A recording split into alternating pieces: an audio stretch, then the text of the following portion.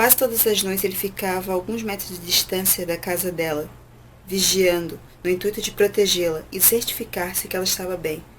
Era a segunda vez que se apaixonava profundamente, porém sabia o quanto estava quebrando as regras, e estar apaixonado por ela envolvia em um perigo que estava relacionado a um pacto mantido entre raças distintas.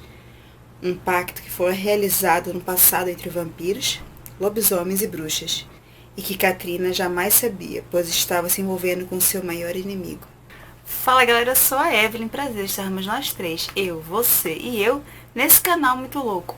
Então, vamos de resenha? O Despertar da Lua, Silvia Seixas, logo depois da vinheta.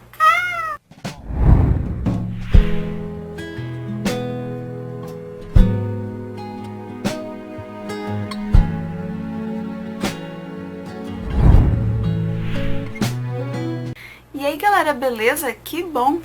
Olha só, vamos falar sobre então o Despertar da Lua, da Silvia Seixas, essa querida autora nacional que eu conheci há pouco tempo através do Facebook, e eu estou super afim de falar sobre esse livro porque eu tive bastante dificuldade em resenhá-lo.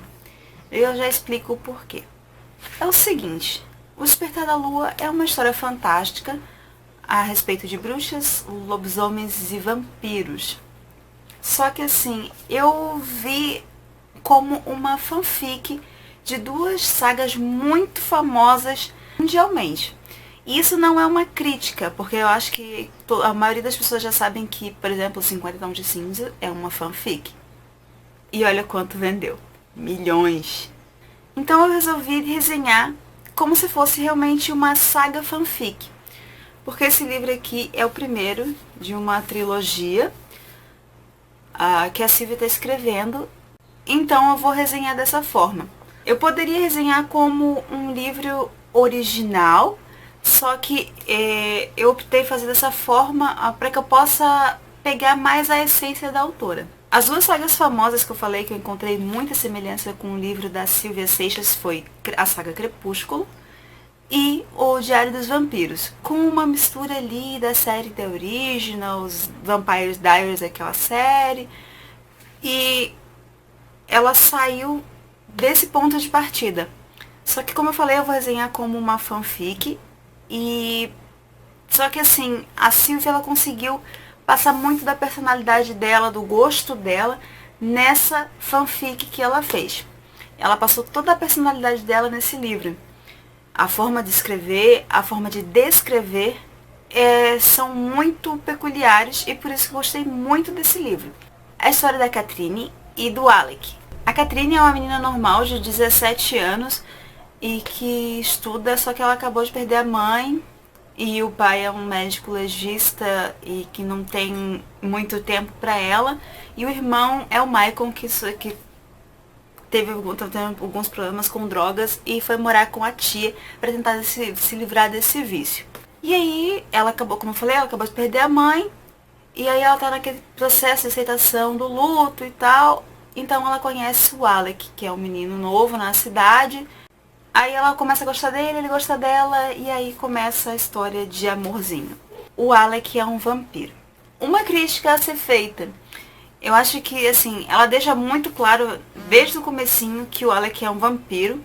Só que a hora de revelar mesmo que ele é verdadeiramente um vampiro, ficou pouco comparando com todo o enredo e todo o mistério que ela fez até revelar de fato que ele é um ser sobrenatural.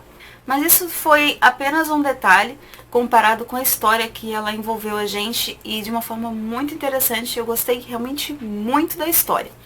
Como eu falei, vai ter continuação desse livro e eu tô super interessada nessa continuação. Eu poderia continuar falando mais sobre a história, só que como é uma saga de vampiros e aí começa a entrar elementos fantásticos, eu posso soltar algum tipo de spoiler que aí vai ser muito chato. Falando só especificamente dessas criaturas sobrenaturais, entra na história o James, que é também uma criatura fantástica, mas eu não vou dizer que criatura fantástica é essa, porque senão perde a graça, e que, na minha opinião, é o personagem mais interessante. por causa do mistério que envolve a ele e por causa do jeito dele dissimulado e muito, muito cínico. E eu gosto de personagens cínicos. A Catherine é uma menina que não me chamou muita atenção, como qualquer outra personagem que é humana e tem áreas de fantástico. Eu não sou fã dessas mocinhas normais e que de repente se transformam em grandes heroínas. É um gosto pessoal e que também não tira nada da história. Falando especificamente do objeto, o livro, a capa é muito bonita, a lombada também é muito bem feita, assim como a contracapa.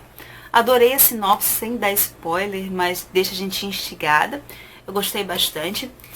Porém, eu acho que a editora pecou por isso aqui, ó.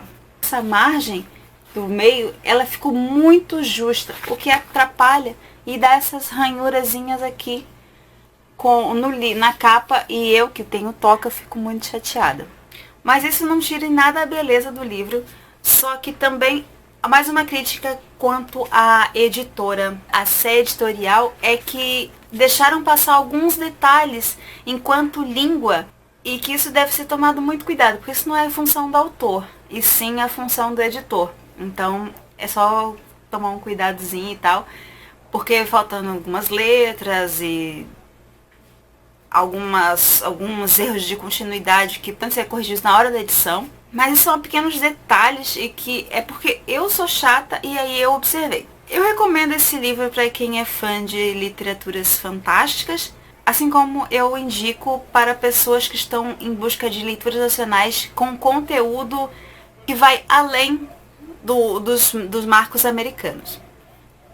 A Silvia Seixas, ela é uma excelente autora e com certeza eu indico esse livro para você. Quanto ao livro Despertar da Lua, da Silvia Seixas, eu dou 6 caveirinhas por esses fatos que eu falei. A questão do objeto, mas isso não é culpa da autora, e quanto a alguns erros de continuidade que poderiam ter sido corrigidos pela editora, mas também poderia ser feito pela própria autora. Mas são pequenos detalhes que com certeza a maioria das pessoas vão deixar passar despercebidos porque vão estar tão empolgados com a história que nem vão prestar atenção nisso. Eu adorei. Eu tô louca pra ler a continuação. Espero que a nossa amizade, Silvia, continue por muitos e muitos anos. Não só por causa do livro, mas também porque eu tenho uma afinidade muito grande com você. E eu gosto muito da sua companhia. E eu gosto muito da sua pessoa. Deixa aqui embaixo as redes sociais da autora e como comprar o livro. Assim como vou tentar procurar alguma coisa a respeito de novas publicações e também deixo na descrição. Não se esqueçam de dar joinha nesse vídeo, compartilhar nas redes sociais. Se você não é inscrito, se inscreva para continuar recebendo as informações desse canal. E obrigada pela atenção, pela companhia. Fiquem bem, um beijo e tchau, Lilica!